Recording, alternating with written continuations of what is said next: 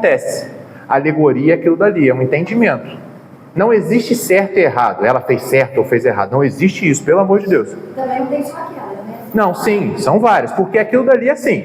Você leu o livro, você entendeu o quê? Ela pegou o início, a árvore da vida. Mas podia entender outra coisa ali. Mas você entende que aquilo é um entendimento, não é uma ponte. Então isso é muito importante a gente entender. Para quê? Já que a gente vai falar mais de tipologia, hoje a tipologia que eu quero falar, quem veio na última aula viu que eu falei muito de Cristo. Eu sempre me referi a Cristo. Só que hoje eu queria me referir a momentos, passagens que são importantes para a igreja. Porque é muito lindo ver Cristo, mas a gente também precisa ver outras atitudes, como o Espírito Santo, a graça, tudo isso ocorrendo no decorrer do Antigo Testamento. Paulo fala, o Antigo Testamento é um aio para que eu encontrasse Cristo, é um caminho, e a gente não pode nunca negligenciar. Hoje eu queria começar, quem puder vai ali para mim, Gênesis 7. Eu quero começar e a gente vai tentar diminuir bem o número, porque me foi pedido que diminuísse os exemplos para a gente comentar mais. Por exemplo, hoje eu quero esgotar o assunto arca, Arca de Noé. Me atrevo a dizer que de todas as alianças feitas entre Deus e um homem, essa aqui é uma das mais importantes e a das menos comentadas. Por exemplo, quem aqui sabe a história da arca?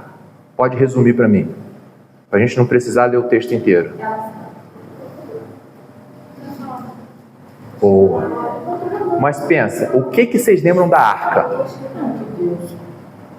Vai lá, vai lá. Noé pediu para ele que fizesse a arca mesmo. Aí eu vou falar na arca ali, ó. Mesmo sem ele entender. Mas A arca da aliança.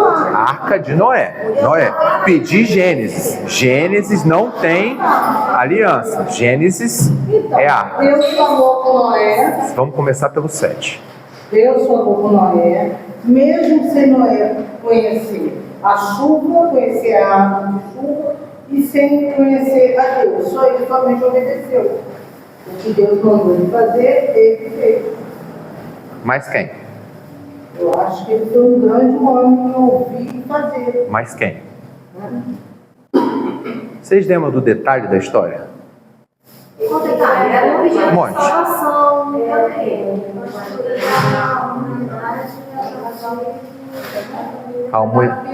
A humanidade estava corrompida, Deus manda ele construir a arca, dá um período de quantos anos para ele construir? Nunca mais diga isso, 120. 120. 120. Parou. Eu não me recordo desse fato de ele ter ficado 40 anos pregando. Porque o texto diz que ele ficou 120 construindo e anunciando. Mas não me recordo de ter esse versículo de 40 anos. Entendeu? Ficou mais. Mas vamos lá, fala. Sim.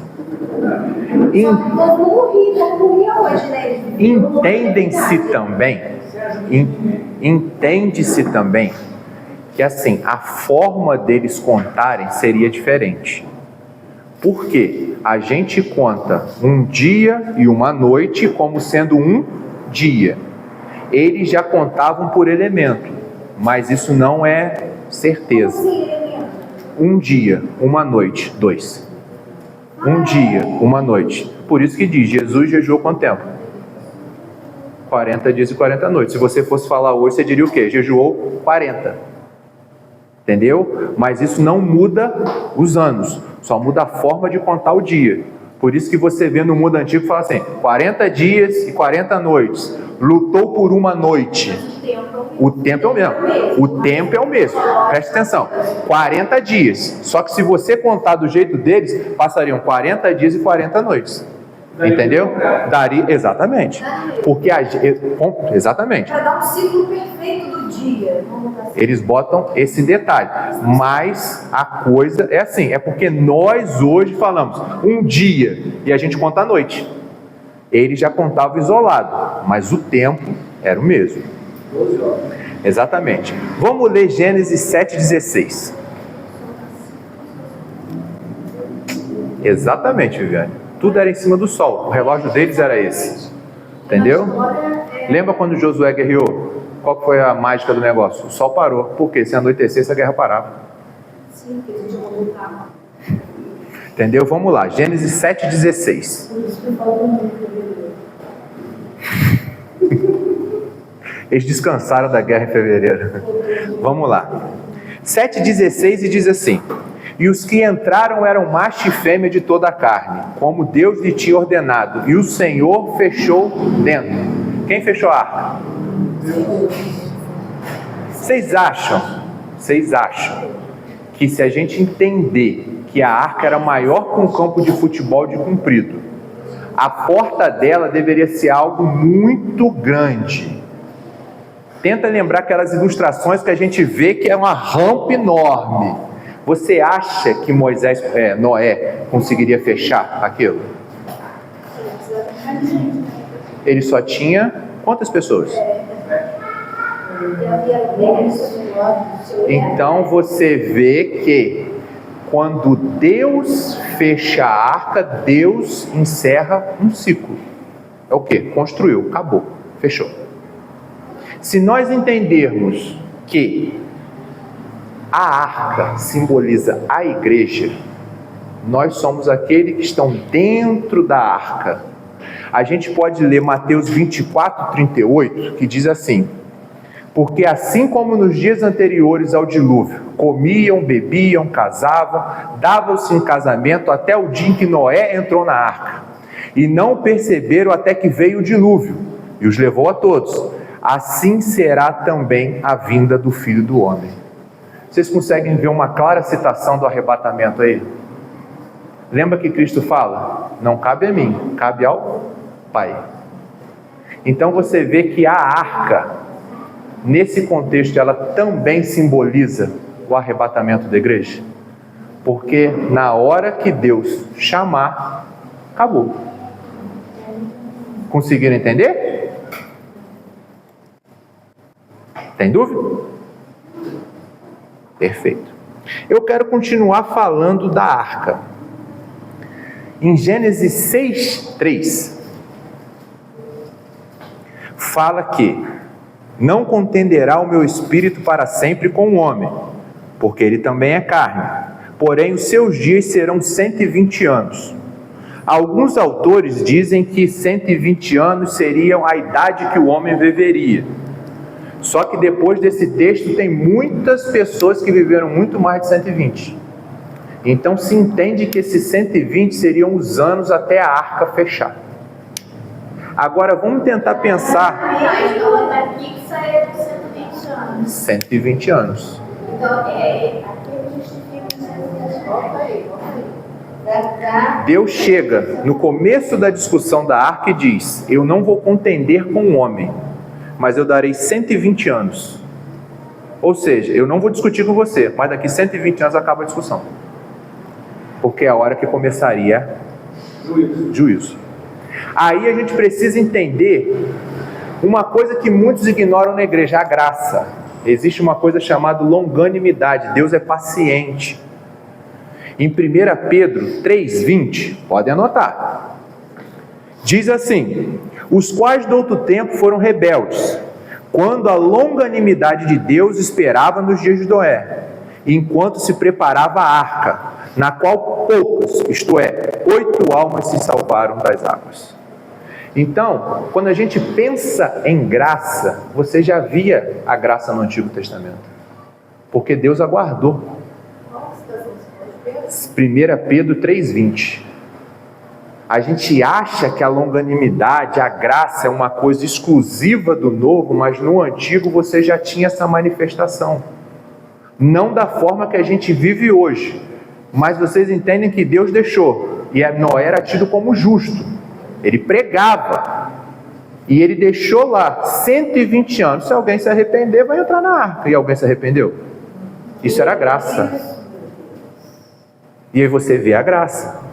Aí, segundo Pedro 2,5 diz: e não perdoou ao mundo antigo, mas guardou a Noé, a oitava pessoa, o pregador da justiça, ao trazer o dilúvio sobre todos os ímpios. Então você vê que a graça de Deus, ela é paz, mas é fogo. Porque você vê que aí, ele esperou 120. Mas na hora que acabou, acabou. Ele fala que um justo, Noé, entrou na arca e os outros ficaram. Então a gente precisa entender que às vezes as pessoas falam assim: não existe graça no Antigo Testamento. Graça como a gente entende, não. Mas a graça, como Deus a distribuía, já existia. Porque se vocês olharem um Deus esperar 120 anos para ver se o povo se arrependia, e o povo não se arrepender, é forte, né? Irmão, pode pegar uma cadeira aqui onde você quiser e sentar. Até aqui, todo mundo está entendendo comigo? Eu quero esgotar o tema de arca. Posso ir para outra? Posso ir para outra? Terceira vez, já. Quero continuar em arca. Deixa eu só fazer. Pode. Porque entraram os animais de 7. Aí, sim, separou 7, fêmeas, 7 machos, mas entrou de 2 em 2. Sim. Foi isso? Sim. Foi. Sim. Se vocês alguma vez, como eu na Assembleia de Deus, achava que era um casal, não é. A Bíblia fala que eram mais. Por quê? Você tenta imaginar se algum animal morresse lá dentro. Acabou a espécie. Entendeu? Disse que foram 7 de cada, mas entrava de 2 em 2. Provavelmente 7 machos, 7 fêmeas, mas para subir a rampa, de 2 em 2. Entenderam? Isso aí. A Bíblia não fala que era um casal, mas falam que eram de 2 em 2. A gente entende que casal, mas pensa que peixe beta não pode viver macho e fêmea. Será que na hora de subir a rampa, 2 leões subia junto? Não sei. Agora eu quero apertar um pouquinho mais o dente. Quando a gente pensa em arca, você consegue ver a cruz? A cruz. Consegue? Não. Vontade de mandar você mostrar a cruz, Arilson.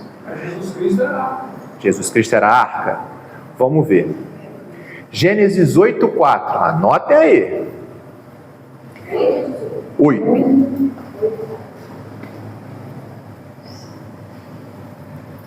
Gênesis 8:4.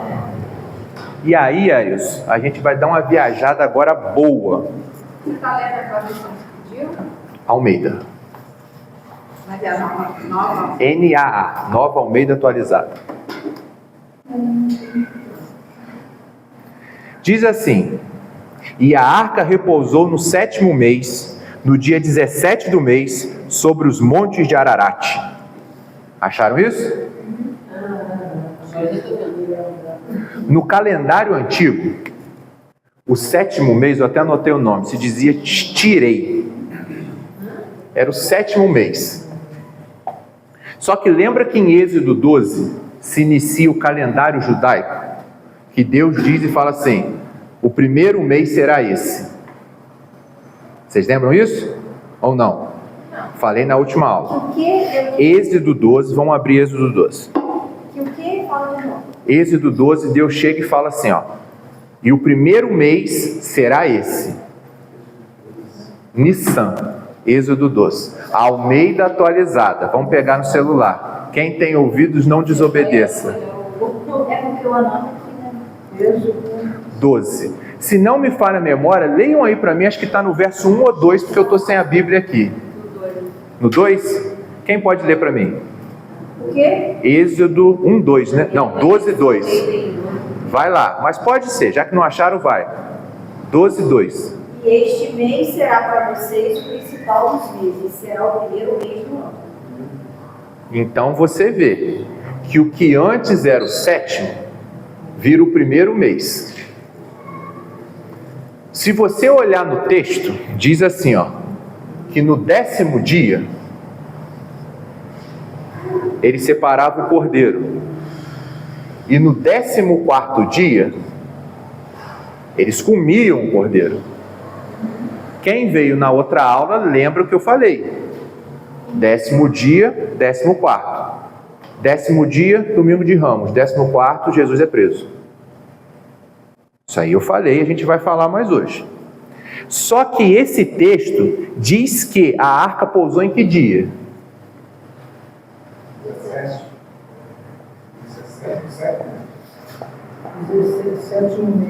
7º mês, no 17º dia. Ou seja, se a gente for fazer um esforço de entender, como Arilson falou, a arca é um meio que o povo antigo foi salvo. A cruz é o quê? O meio que nós fomos salvos, certo?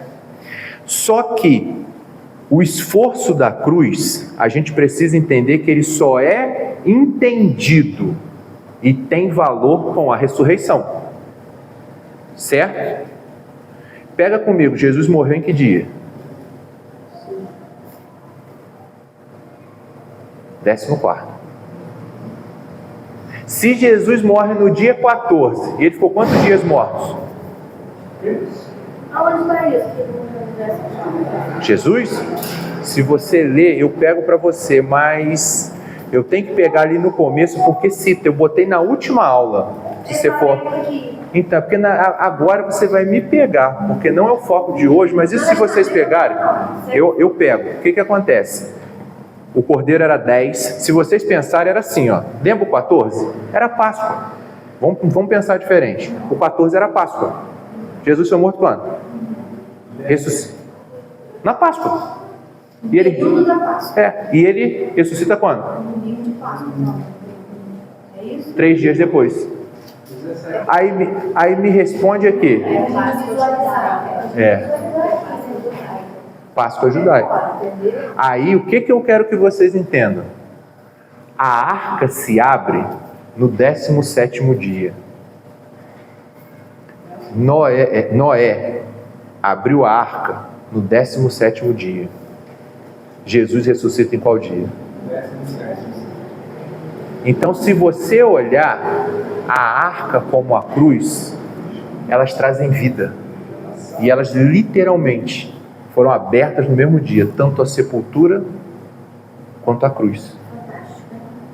Aí você vai falar assim, John está forçando. Só que quem vê filmes, ilustrações, toda vez que você vê no mundo antigo um morro muito alto, tipo um pico, Arilson é bombeiro, sempre se diz que aquele lugar é perigoso, lugar de morte. Você vai subir no alto do morro, você pode morrer. E o Monte Ararat que traz na Bíblia, ele é lugar de morte, porque era um monte muito alto. Aí se a gente pegar o Monte Ararat onde ela repousa, em João 19:17 diz, levando a sua própria cruz, ele saiu para o lugar chamado Caveira, Gólgota. Ou seja, aonde que a arca parou? Sobre a morte. Aonde que Cristo vence? Sobre a morte. Os dois estão num monte e num monte que representava a morte. Então você começa a ver que a arca e a cruz são instrumentos de salvação. Na Bíblia existem 7 alianças que Deus faz com o homem. E ele faz uma aliança com Moisés, com Noé, perdão. Gênesis 8, verso 9. E eis que eu estabeleço a minha aliança convosco, e com a descendência depois de vós. Pode falar? Pode falar. Você faz um cronograma? Faço. Senão eu me perco. Eu tenho déficit de atenção. Estou falando para a gente, no final você Posso. faz um cronograma? Posso. Mais dados? Posso. Posso sim. Eu sempre envio para a Aline. A gente organiza e manda. Eu acho legal. Quando a gente pensa em aliança, Deus faz uma aliança com Noé. Mas Deus também faz uma aliança com Cristo. Em Mateus 26, 28 diz: porque isto é o meu sangue, o sangue do Novo Testamento, que é derramado por vós. Ou seja, Deus faz uma aliança com Noé, mas faz uma aliança também com quem? Com Jesus. Então a gente precisa entender que na tipologia, a arca também significa salvação. Eu queria pegar, e aí eu precisava de vocês agora para a gente fazer um esforço, Isaías 46, então quero que vocês abram, porque essa não é tipologia, não precisa anotar. Isaías 46 diz assim: lembrai-vos das coisas passadas, desde a antiguidade, que eu sou Deus, e não há outro Deus, não há outro semelhante a mim, que anuncia o fim desde o princípio, e desde a antiguidade as coisas que se sucederão. Então Deus sempre avisou que Ele vai fazer, mas lá atrás Ele já tinha avisado. Se a gente entender que Isaías está na metade do Antigo Testamento, ele está falando o quê? Eu já avisei lá atrás, desde o comecinho, eu já avisei o que Ele vai fazer na frente. E a gente precisa entender quando eu falo a questão da graça. A graça é muito importante, por quê? Quando a gente entende a graça, a gente entende a salvação. Quando a gente entende a salvação, a tipologia passa a ter sinal. Quando a gente diz Gênesis 8,16, podem anotar. Quem saiu da arca? Me ajudem. 8:16. 8,16. Teus filhos, as mulheres, teus filhos, a esposa, teus filhos.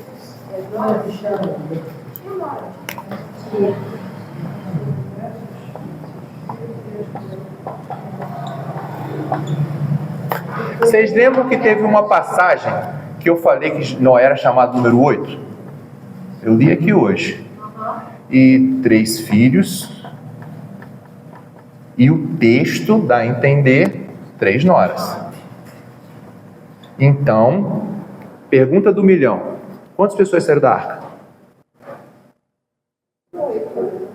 Podemos dizer Noé mais 7 pessoas. Noé mais 7. Perfeito. Vamos lá. Sai então da arca Noé mais 7. E eu já li em 2 Pedro que não poupou o mundo antigo e só preservou 8 pessoas, dentre as quais Noé. A gente precisa entender que existe um adjetivo que é dado 3 vezes a Noé, que ele é chamado. Quem que lembra? Noé na Bíblia é chamado 3 vezes de justo. Justo, justo, justo. E a Bíblia, se você ler ao longo da passagem da arca, ela diz que Noé era justo e por isso a sua família foi salva. Os filhos, a esposa, a nora, ninguém era justo. Quem era o justo? Noé. Vamos lá. Me dá um outro exemplo de justo.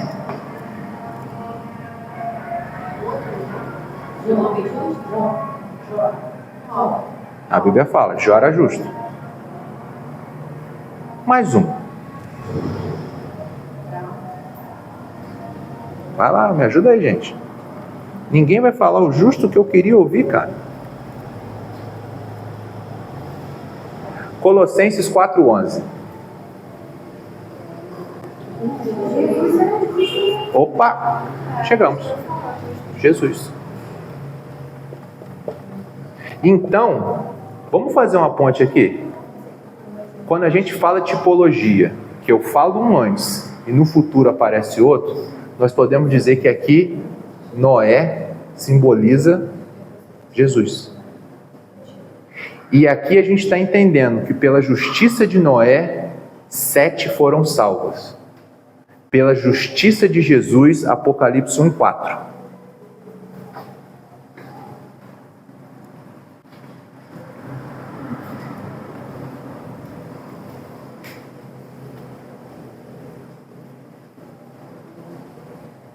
Meu Deus, aí não. Aí não. E eu ainda vou avançar mais. Apocalipse 1:12. Quem está achando? Apocalipse 1:4 e 1:12.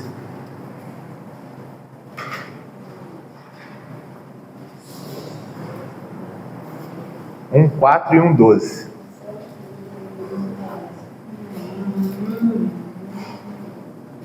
Se você vê, pela justiça de Cristo, pela justiça de Noé, a família dele, os 7 foram salvos. Pela justiça de Cristo, as igrejas são salvas. Meu Deus, aí não.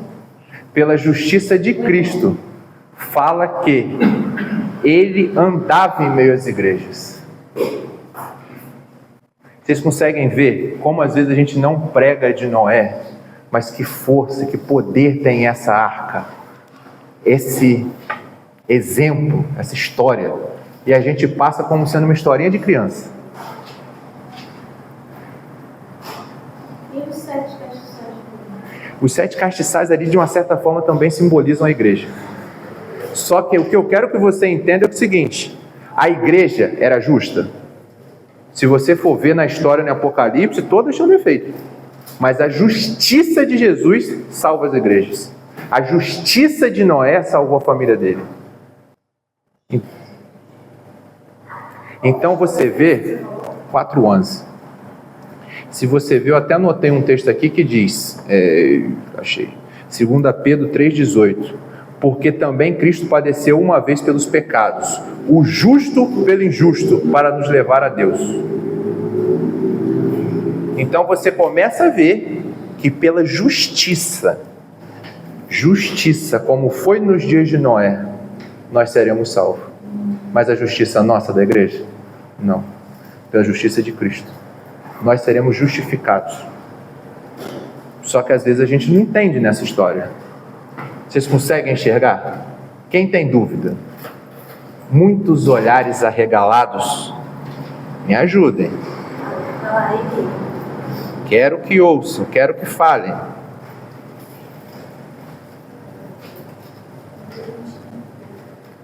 Como eu falei com vocês, eu estou falando coisas que são importantes. A gente só falou basicamente sobre graça e justificação.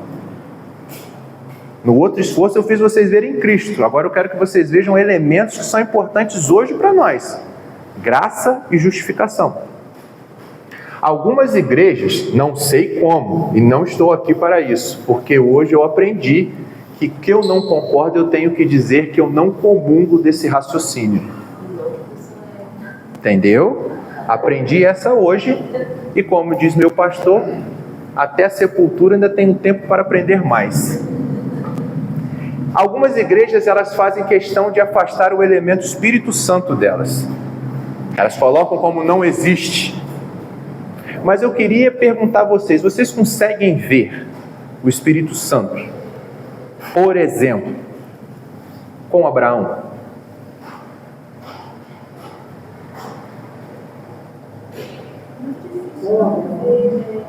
Eu queria que você me mostrasse aonde você vê. Você não vê, ele falou, mas que o convencimento que ele tem, a palavra é uma coisa extraordinária, né? Vamos tentar enxergar o Espírito Santo. Gênesis 24:2. Mudamos agora então de arca para o Espírito Santo. Agora eu esgotei a arca. Perguntei, alguém tem alguma dúvida de arca? Porque a arca a gente trabalhou sobre graça e salvação. No Velho Testamento, Pode falar, meu amor. no Velho Testamento, eu compreendo, umas coisas que eu compreendo aqui. O Espírito Santo era dado a algumas pessoas de acordo, com Deus e de acordo com a pessoa. Ninguém tinha ele. Se Abraão foi um cara de Deus, amigo, parceiro, é óbvio que em algum momento, ele teve o Espírito Santo com isso. Agora, se você acredita que ele teve, e a gente está falando tipologia, aonde você vê uma sombra, para no futuro você ver a presença. Aonde está a sombra? Eu acho que essa sombra, Deus falou com ele, para ele largar a terra dele e ir embora. Porque o cara que tinha uma terra, tinha um pai, uma mãe, uma família, toda a sua família. E o coração dele ser convencido a sair dali e ir embora do jeito que ele foi, Somente o Espírito Santo para convencer o coração dele. Mas Hebreus não fala que isso era porque ele era o pai da fé. Mas e a voz? Mas Hebreus não fala que a fé dele justificou ele. não, mas a fé dele. Por que eu estou dizendo isso? Quando a gente faz tipologia, eu preciso ver lá atrás e lá na frente falar assim, olha, está se repetindo. Então, quando você diz que ele saiu da terra, sinal que em algum local na frente você vê alguém saindo da terra. E aquilo faz sentido. Mas quando eu perguntei, quando a gente vê o Espírito Santo, eu vou dar um exemplo. Pode falar, Gina. Não sei se eu estou viajando, eu tinha tentado lembrar. Mas seria quando ele se encontra com Melquisedeque, Poderia, mas aí aonde você vê ele na frente? Você viu ele lá atrás, porque toda tipologia você tem que ver ele atrás e depois ver na frente. Essa parte que eu te falei,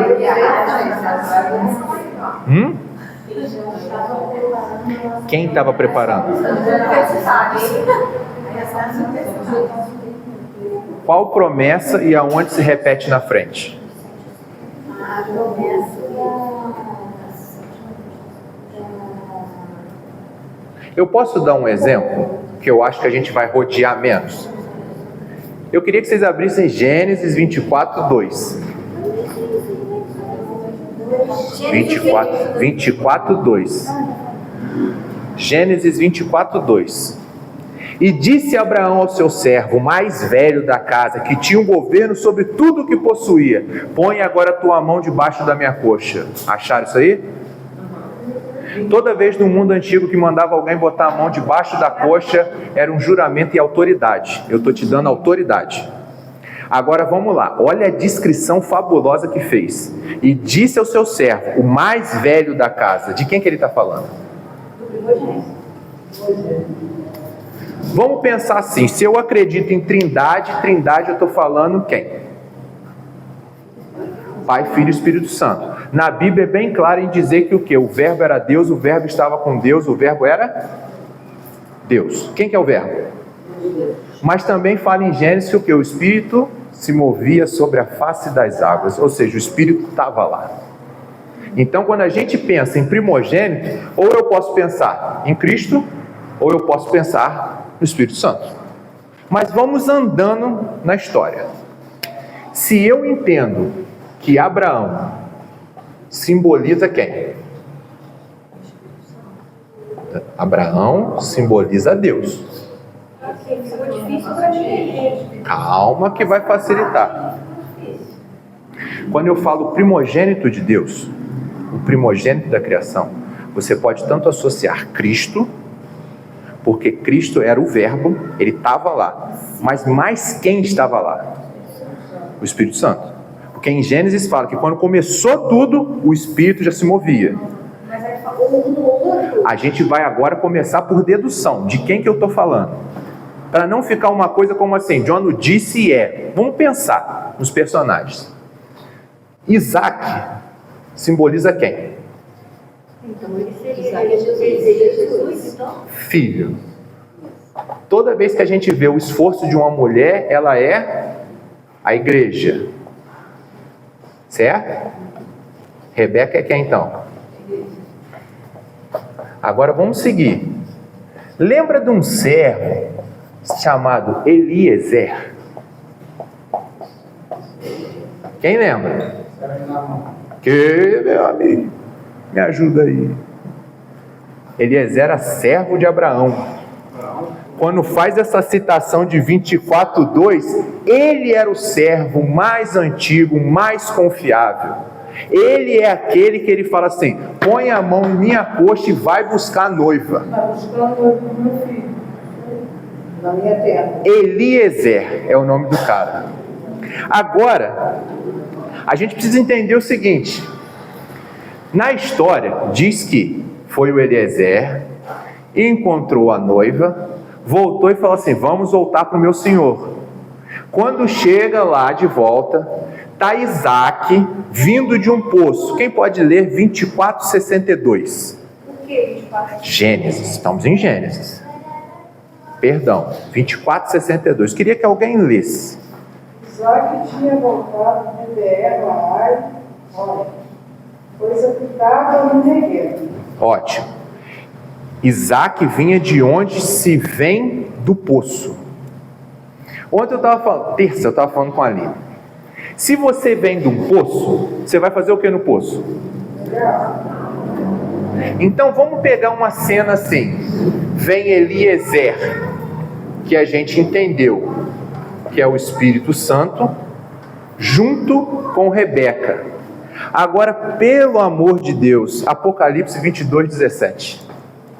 Esse negócio de Rebeca, que a igreja, o exército, eu não estou convencida dele. Calma. Eu fiz pra mim também, isso que eu não fiz. Apocalipse o quê? 22:17. Vamos provar. O Espírito e a noiva dizem, vem. Aquele que ouve diz, vem. Aquele que tem sede, vem. Quem quiser, receba de graça a água da vida. Espera lá. Então você está me dizendo que a igreja e o Espírito Santo dizem vem. E eles pedem água. Mas na história, quem está trazendo água? Isaac. Lembra o poço que ele está? Beer-Lahai-Roi. Significa o poço daquele que vive e me vê. E em Apocalipse 1:18, Cristo diz que ele é o que vivo e foi morto, mas eis que estou vivo para todo sempre. O poço o quê? O poço daquele que vive e me vê. Ou seja, vamos agora tentar convencer. Você lembra no episódio que estava Abraão e Isaac? Ali a gente estudou na última que é uma clara representação de Deus e Isaac sendo Cristo. A gente consegue entender isso? Conseguiram? Conseguiu, Viviane? Tudo bem. Então você vê Deus e o Filho. Toda vez na Bíblia que você vê falar assim, a noiva é sempre quem? A igreja. Rebeca era o que de Isaac? Conseguiu entender? Chegamos? Eliezer é a representação do Espírito Santo. E essa palavra ela se cumpre em Apocalipse. Por quê? O Espírito e a noiva dizem vem. E eles vão ao encontro e o noivo oferece o quê? Água. Isaac está vindo de onde? De um poço. E Cristo fala que ele é o que vive e sempre viveu.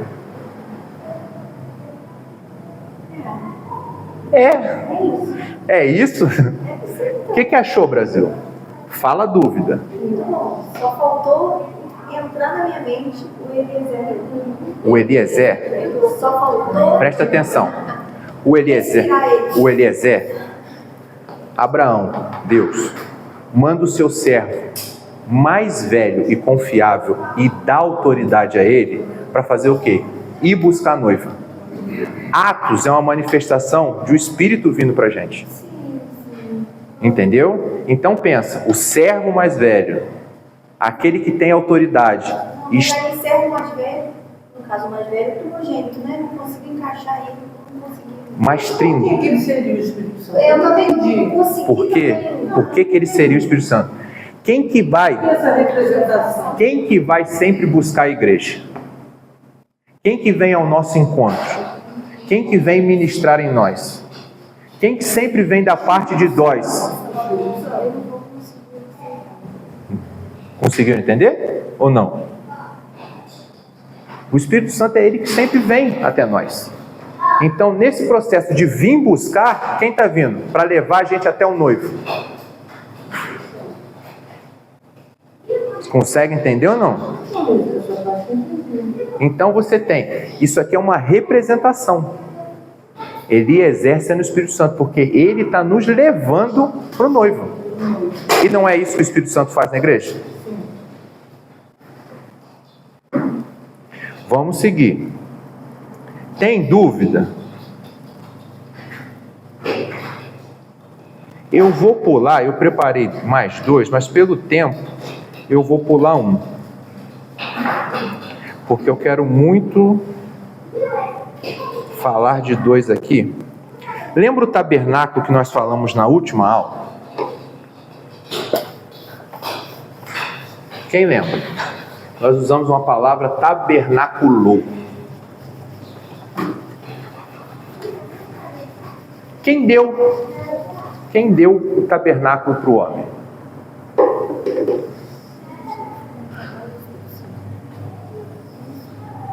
Pode perguntar. Quem deu o tabernáculo para o homem, gente?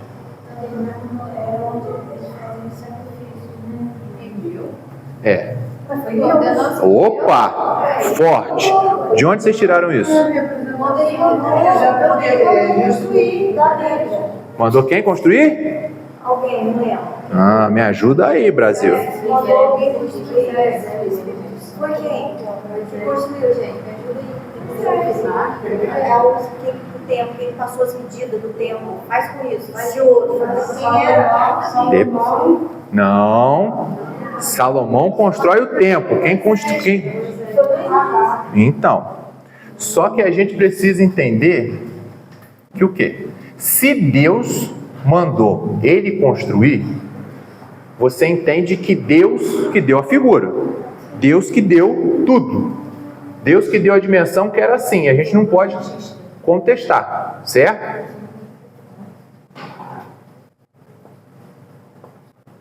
Quem já viu uma foto ou representação do tabernáculo? Uma vez eu estive em São Paulo, só que era muito menor, no Templo de Salomão. Quase que eu dei um glória lá. O que acontece? Vamos lá. Hebreus 8,5 diz: aos quais servem de exemplo e sombra das coisas celestiais. Como Moisés divinamente foi avisado, estando já para acabar o tabernáculo, porque foi dito: olha, faze tudo conforme o modelo que no monte se te mostrou. Então, quem que deu o tabernáculo para o homem? Foi Deus. Quem coloca aquela forma, aquela condição, essa mesa vai ficar aqui, aquela vai ficar lá, foi quem? Deus. Não tem como você questionar, falar assim, não, aquilo é invenção do homem.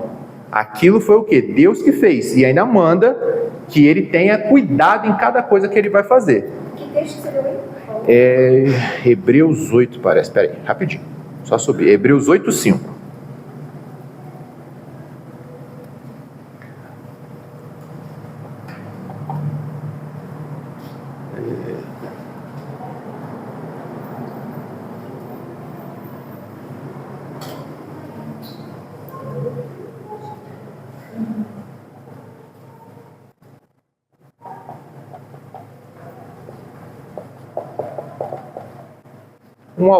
Mais ou menos isso aqui era a representação.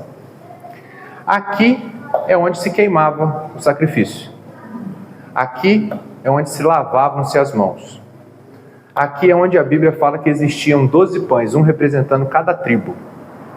Aqui era o candelabro, lembra? A luz nunca se apagará. Aqui era onde eles colocavam as cinzas daqui com incenso. Por isso que quando a gente ouve na Bíblia, e sobe como aroma suave, é vindo daqui. E aqui é onde ficava quem? A arca. Lembra que aqui a gente sempre aprendeu que o sumo sacerdote, uma vez no ano, que podia entrar ali? Então você vê, o Santíssimo, Santo dos Santos e o pátio, está tudo aqui. Vamos tentar entender. O desenho faz uma cruz. Calma. Se você olhar, a gente vai entender isso aqui agora. Não tem quando a gente vê a arca. Quem que nos leva até lá? Cristo. Por isso o véu rasgou. Lembra que tinha um véu aqui? Flávio José foi um estudioso. Ele diz que aquele véu era cheio de bordados, porque lá em Êxodo fala que era um véu todo bordado. E os bordados tinham cenas da queda do homem no jardim. Mas a gente não sabe se é verdade. Isso é o que ele fala. A gente não viu. E também duvido que ele tenha visto. Alguém deve ter contado. Não, ele é fera. Ele é o que a gente tem de referência do mundo antigo. Mas como aqui era uma área muito restrita, alguém contou. Ele não foi lá ver e falou, opa, aqui os bordadinhos. Entendeu? Exatamente. O que acontece? Aqui existia um véu. E esse véu, em Hebreus 10:19 diz, tendo, pois, irmãos, ousadia para entrar no santuário, pelo sangue de Jesus, pelo novo e vivo caminho que nos consagrou, pelo véu, isto é, pela sua morte. Então, esse véu aqui era o que nos separava da presença de Deus. Só que Cristo na cruz faz o quê? Arrebenta esse véu. E a Bíblia ainda fala que foi de alto a baixo, não foi de baixo para cima, foi de alto a baixo. Se você olhar, a gente precisa também entender que o tabernáculo, ele existia uma porta só. Uma aqui, uma aqui, uma aqui. Ou seja, para eu chegar aqui eu tinha que passar por onde? 3 portas. Uma aqui e uma aqui. Tinha como eu chegar aqui sem passar aqui? Aí lembra, porta estreita que ele fala? Novo e vivo caminho. Olha o que ele está falando. Lembra o tabernáculo? Olha ele falando dessa porta. Mas vamos continuar. João 10:9 diz, eu sou a porta. Se alguém entrar por mim, salvar-se-á e entrará. Olha o que ele está dizendo. O templo, eles ainda mantiveram a estrutura do tabernáculo. O altar do holocausto, que é aqui embaixo, disse que todo sacrifício deveria subir. Mas a gente entende que em Atos 1:11 Cristo fez o quê? Subiu aos céus. Ou seja, o nosso sacrifício subiu. Mas vamos continuar. Aqui, vocês entendem que era um lugar de morte? E o nosso sacrifício fez o quê? Morreu num local chamado caveira. Vamos continuar. Quando a gente entra na igreja, como da mesma forma quem entra num tabernáculo, qual que tem que ser a primeira coisa que a gente vê? O sacrifício de Cristo. Hoje, muitas igrejas a gente erra porque a gente mostra para a pessoa bênçãos, riquezas e tudo, mas esquece de mostrar o quê? Então, olha só, você entrou, a primeira coisa que você tem que ver é o quê? É o sacrifício. Tinha uma pia de bronze. E diz assim, em João 15:3, vós já estáis limpos pela palavra que vos tenho falado. Em Hebreus 4:12 ainda diz que essa palavra é viva e eficaz. Essa bacia significa o quê? A palavra.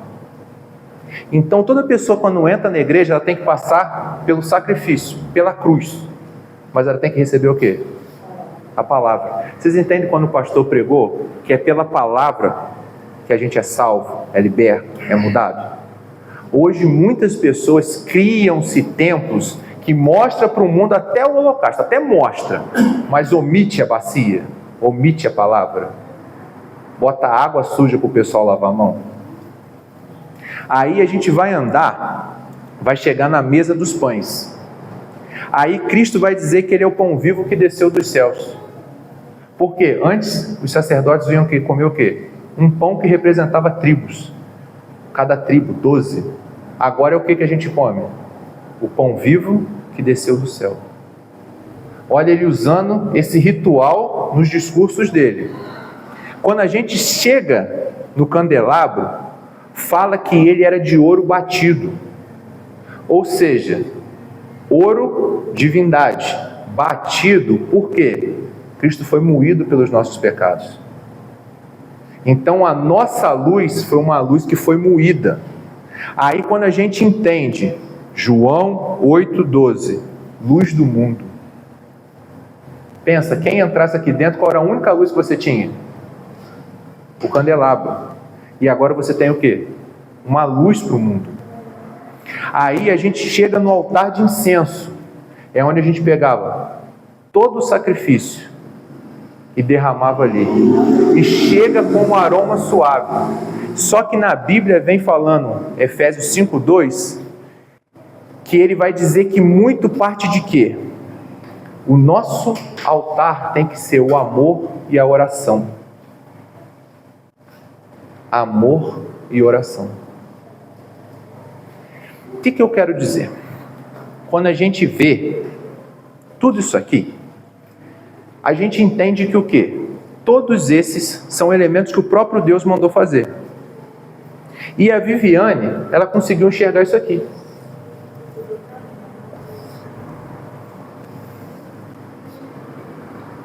Você começa a ver que desde quando Deus deu a ordem a Moisés para construir, ele já estava apontando a cruz. Desenho certinho. É a posição. Você vê que desde que Deus mandou construir, ele já estava apontando a cruz.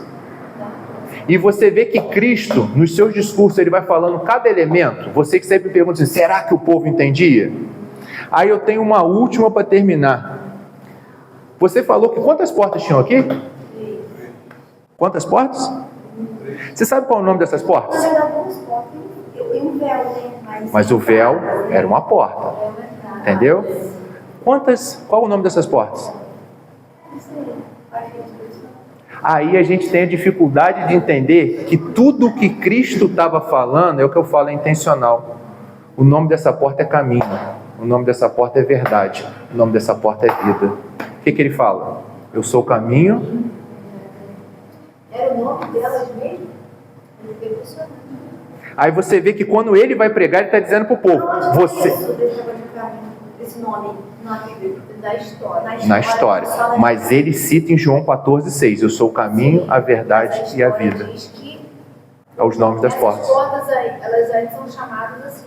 Tipo, quando a gente fala nome de porta, bondade e misericórdia me seguirão por todos os dias. É o nome de duas portas. Bondade e misericórdia. Outro contexto. Mas o que eu quero assim? Eu sou o caminho, a verdade e a vida.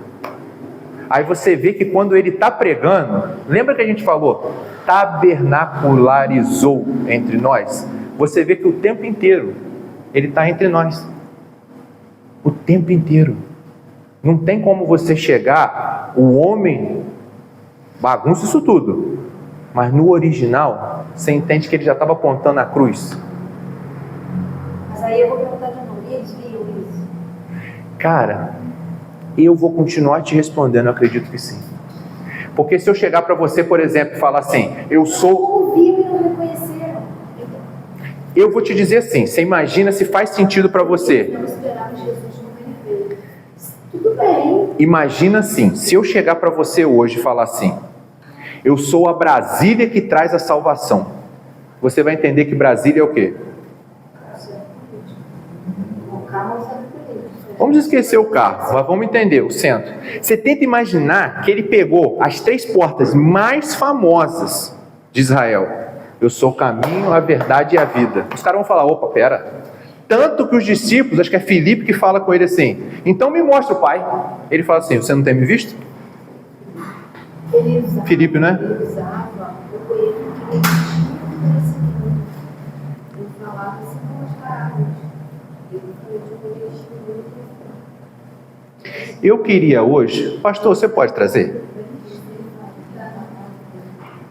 Eu tenho mais a ser de...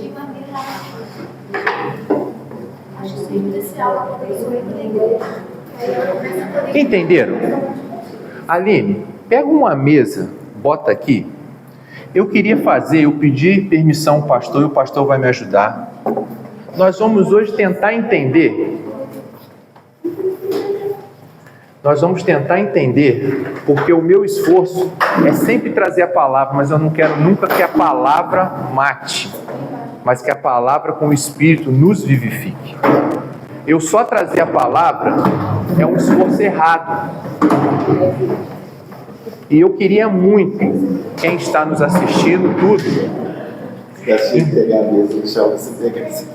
entendesse o seguinte: a gente quando vê tudo, absolutamente tudo que nós fizemos aqui hoje foi mostrar vários passos. Eu tenho mais, se o desejo for, podemos fazer mais.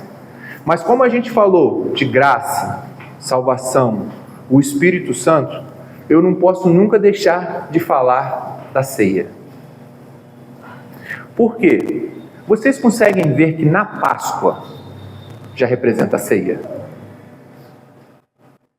A Páscoa. a ceia. Então, tudo que era feito ali, né? Vamos tentar entender agora o que era uma ceia judaica, para que a gente pudesse entender verdadeiramente o que Cristo quis dizer naquele último momento. Porque, infelizmente, muitas vezes quando eu vejo a gente ver pregações ou comentar pregações, a gente nunca entende o que está sendo dito. E a gente só repete. Uma ceia judaica era uma ceia em 4 passos.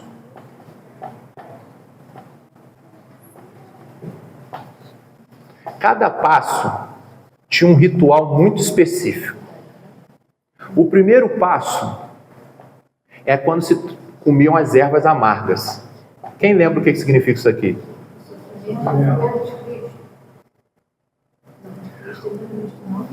O segundo seria o quê?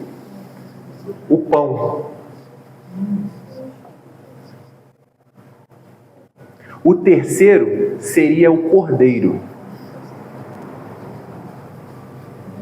E o quarto eu vou guardar para frente. Cadê o vinho? Não tinha derramado sangue ainda, ele não tinha sido crucificado? Não. Cadê o vinho? Cada vez que se consumia um desses elementos, você tomava o vinho. Ou seja, o vinho estava presente em todos os elementos. Como? Tenta imaginar, você consegue comer pão sem beber seu café? Você conseguiria ir numa churrascaria, comer a carne sem tomar sua coca? Acompanhamento. Por quê? Isso aqui é bebida comum.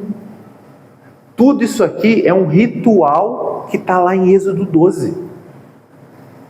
Não tem que eles tinham que fazer, consumir esses 3 itens? E no 4º item fala que o quê? Mete o pé. Acabou. Era o passar. Pode vir, pastor. Eu queria que nesse momento, eu pedi ao pastor para encher o máximo que pudesse. Nós vamos reproduzir uma ceia judaica. E eu queria que vocês tomassem.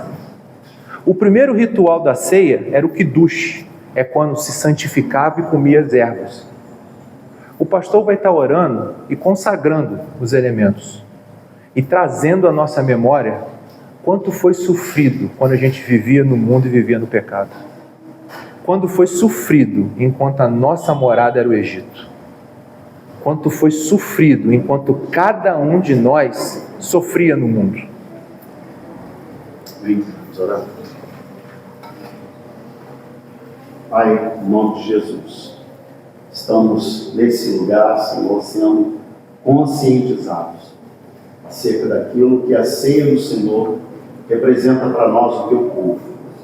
Tal como o Senhor, o povo vivia numa escravidão, ali, Senhor, na nação egípcia, escravizados pelos faraós durante 430 anos. E nós também, Senhor, éramos escravizados por esse sistema babilônico, pelo mundo, por Satanás, e já nascemos, Senhor, escravizados, destinados ao inferno. Amém, Senhor. Mas assim como naquele entardecer, naquela noite, o Cordeiro do Senhor foi morto, e o sangue aspergido sobre os umbrais da casa dos israelitas. E logo após eles cearam, e abriu-se um caminho para o deserto, para que pudessem adorar o Senhor e viver essa libertação. Assim também o Cordeiro de Deus foi morto, e o seu sangue aspergido no madeiro da cruz. E abriu-se ali, Senhor, inaugurou-se um novo e vivo caminho, que é o caminho que nos conduz à libertação, que nos conduz à salvação. Rogamos ao Senhor, Pai, que continue nos fazendo lembrar, porque quando comemos as ervas amargas, os hebreus e judeus comem as ervas amargas, lembram de quão triste foi esse passado. Amém. E hoje, Senhor, não queremos cogitar a ideia de voltar ao Egito, que representa o mundo para nós, voltar à vida regressa do pecado, caídos, escravizados pelo pecado, porque muitos de nós provamos o mundo de uma forma que não gostaríamos que ninguém provasse, porque foi uma vida amarga, uma vida separada do Senhor, Então, Senhor, participar desse momento é provar sempre da redenção, da remissão e do novo caminho que o Senhor tem para cada um de nós. Com isso, nós abençoamos o pão que representa o teu corpo. Abençoamos o vinho que representa o teu sangue. E juntos, Senhor, celebraremos esse momento, porque o Senhor morreu, mas ao terceiro dia ressuscitou e hoje está à direita de Deus Pai, intercedendo por cada um de nós. Assim nós oramos agradecidos pela dádiva da salvação, em nome de Jesus. Amém. Pode esperar. E quando eles entravam no segundo momento, era o momento que eles comeriam o pão. E eles cantavam o Salmo 113. Louvai ao Senhor. Louvai servos do Senhor. Louvai o nome do Senhor. Seja bendito o nome do Senhor desde agora para sempre. Desde o nascimento do sol até o pôr. Seja louvado o nome do Senhor. Exaltado está o Senhor acima de todas as nações, e a sua glória sobre os céus. Quem é como o Senhor nosso Deus, que habita nas alturas, o qual se inclina para ver o que está nos céus e na terra? Levanta o pobre do pó, e do monturo levanta o necessitado, para o fazer assentar com os príncipes, mesmo com os príncipes do seu povo. Faz com que a mulher estéril habite em casa e seja alegre mãe de filhas. Louvai ao Senhor. E nesse momento, quando eles faziam isso, era a hora que era dado o pão a cada um de nós. E queria convidar que cada um viesse buscar o seu pão. Que cada um viesse pegar o seu pão. Porque a gente precisa entender que Cristo, ele cortava o pão e dizia: esse é meu corpo. Cada um venha buscar.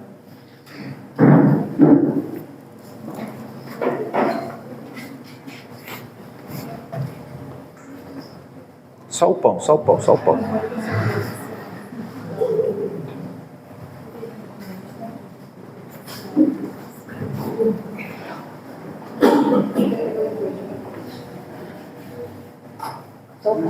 Tomai e comei, esse é meu corpo. Às vezes a gente erra porque esse tomai não é do verbo beber, é do verbo pegar. A gente precisa entender que ele está dizendo assim: pega este pão, este é meu corpo que é partido por vós. E às vezes a gente perde essa noção, que cada um tem esse pão. Era um pão sem fermento, era um pão puro. E às vezes a gente perde essa noção, essa dimensão. Esse era o segundo passo. Pode pegar, pastor, e orar. Você vai orar até... Pode orar. Pegue o seu pão, Senhor, mais uma vez. Erguemos o pão, assim como o Senhor foi erguido naquela cruz. E ao comermos desse pão, trazemos a memória, antes de cearmos o nosso sacrifício, o nosso tempo penoso. Mas agora, levantando o pão, reconhecemos que todo o sofrimento que era nosso foi sofrido pelo Senhor.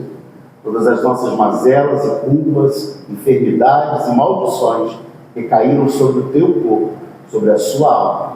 Então, Senhor, te louvamos porque o Senhor morreu em nosso lugar. Em nome de Jesus, comamos para a glória de Deus.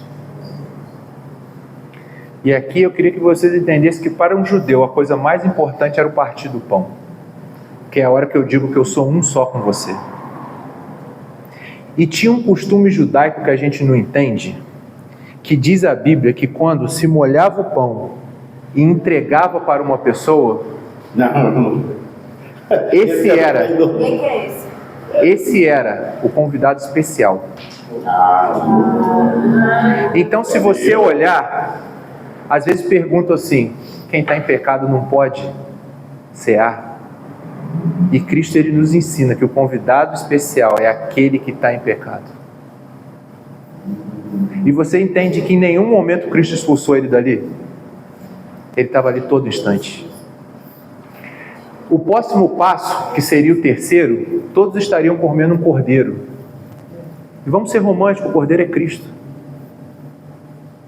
Enquanto a gente come, porque diz em Êxodo 12 que é assim, a gente vai comer até acabar com o cordeiro. Se sobrar do cordeiro, a gente queima ele, a gente não pode deixar sobrar nada. A gente não pode deixar uma migalha do cordeiro, a gente tem que acabar com o cordeiro. Aí, ele chega e fala assim: semelhantemente, após de ter comido o cordeiro, tomou o cálice e deu a cada um de nós. Ele já tinha dito: Judas, você vai me trair, mas eu vou te dar o cálice. Porque a Bíblia é bem clara em dizer que Judas só saiu dali depois de tudo. Vamos vir buscar agora?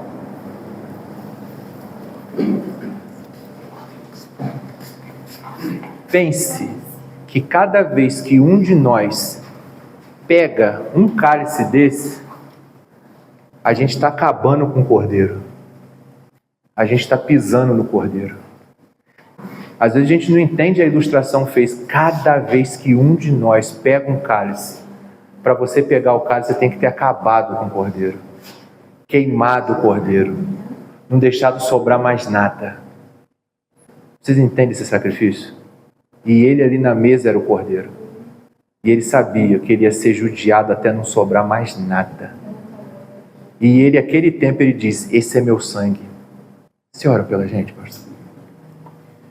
Erguemos, Senhor, o cálice, os cálices que representam teu sangue derramado por nós, e que nos lava, que nos purifica de todo pecado. Portanto, Senhor, sim, qualquer acusação do inimigo contra nós, ou qualquer autoexame que fizermos e vier à nossa mente, e certamente vem, cada pecado, cada negligência, cada omissão que praticamos e ferimos o teu coração, esse é o momento, Senhor, que nos arrependemos, que sabemos que entristecemos o teu Espírito, mas que queremos abandonar qualquer prática que fira a tua santidade, que fira a representação que temos do Senhor diante da sociedade. Portanto, esse sangue foi derramado lá na cruz. Seja agora, Senhor, mais uma vez, derramado sobre o nosso coração, sobre os nossos pecados, e nos torne mais altos do que a neve na tua presença, pela graça que nos alcança, pela misericórdia, Senhor, que entra na nossa vida e nos perdoa. Muito obrigado pelo teu sangue derramado por nós. Bebamos para a glória de Deus. Enquanto cada um bebe, lembra que você está esgotando o cordeiro. Você está comendo até o último pedaço de cordeiro. Só depois, Cristo fala: se você não fizer, você não tem parte comigo. Só depois de comer o cordeiro que a gente tem. Podemos beber?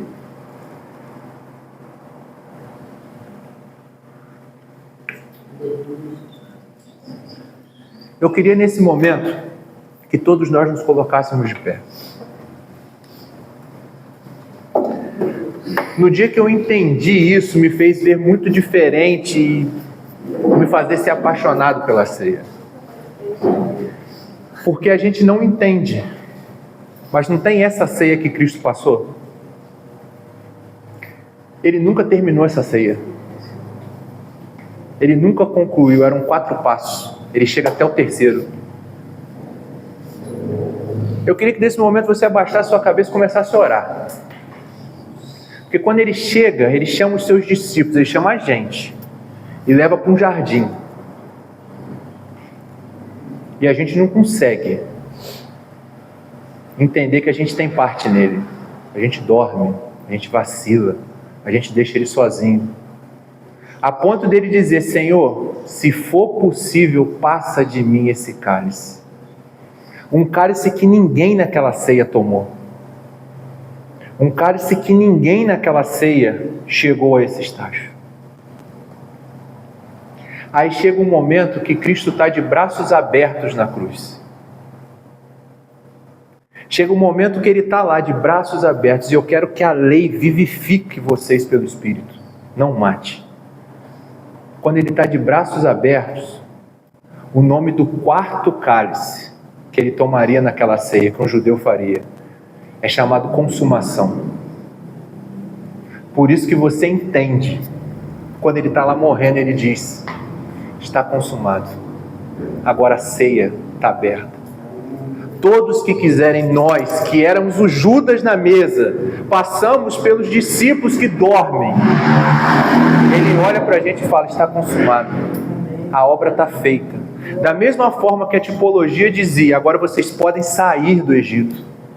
Ele chega e toma aquele cálice e diz para a gente: agora vocês podem sair do mundo. é um cálice que nos dá salvação.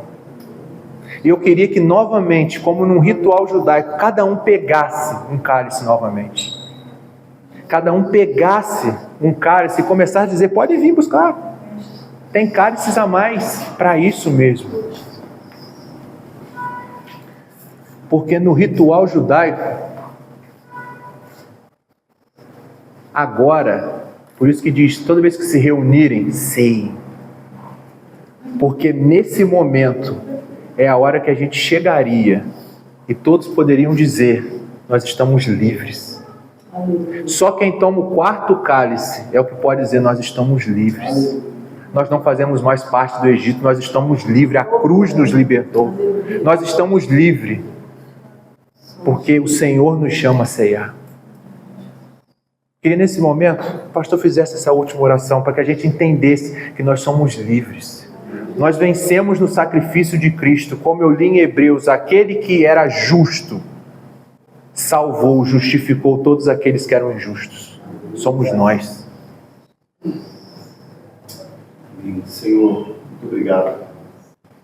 Obrigado porque nós sabemos que participar desse momento não é mérito nosso. E quando olhamos para o primeiro Adão, Senhor, que pecou e por causa do primeiro Adão, nós herdamos um pecado que também não era nosso, mas herdamos, toda a humanidade herdou esse pecado. Mas por misericórdia do Senhor, pelo plano de salvação do Senhor, o segundo Adão, o Cordeiro de Deus, o Filho de Deus, tomou sobre si, Senhor, esse pecado. E pela sua morte e pela sua ressurreição, nós herdamos também a salvação, a justiça, herdamos a purificação e a reconciliação, Senhor, que nos faz hoje sermos como Ele, filhos do Senhor, co-herdeiros com Cristo. Então, obrigado, Senhor, porque a justiça chegou na nossa vida, fomos justificados pela graça, pelo sangue de Jesus. E hoje, não por nosso mérito, não pelas nossas condições, mas pelos méritos de Jesus, pelas condições que Ele sofreu e carregou sobre si, nos dá acesso a essa posição, a ter esse poder de sermos chamados filhos de Deus. Assim tomamos, Senhor, desse cálice, glorificando ao nome do Senhor, por esse grande benefício, por essa conquista do Teu Filho na cruz do Calvário, em nome de Jesus. Muito obrigado, Senhor.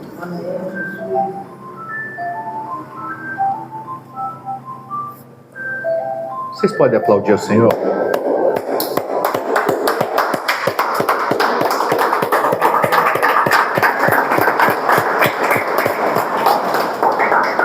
Irmãos, eu não sei se a gente vai mais falar de tipologia, mas vocês conseguem entender que quando Deus instituiu em Êxodo 12 a ceia, Ele já estava falando da cruz?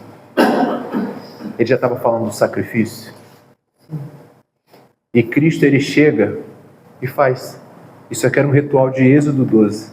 Ele faz o último momento dele. Às vezes, por isso que eu falei que eu acho muito importante, porque às vezes a gente nunca ouviu falar desse cálice que era o quarto, era o que fechava a ceia, era o drink final. Porque esse drink final, Ele tomou sozinho na cruz. Porque nós não conseguimos chegar até a cruz com Ele. Ele tomou sozinho. Tipologia é isso, gente. É vocês olharem a Bíblia e falar assim, nossa, vai acontecer de novo. Quando Isaías fala, as coisas antigas anunciam o fim.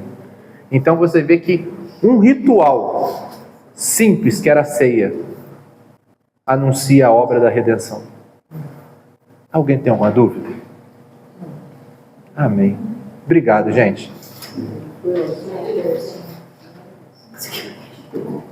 Pode desligar agora.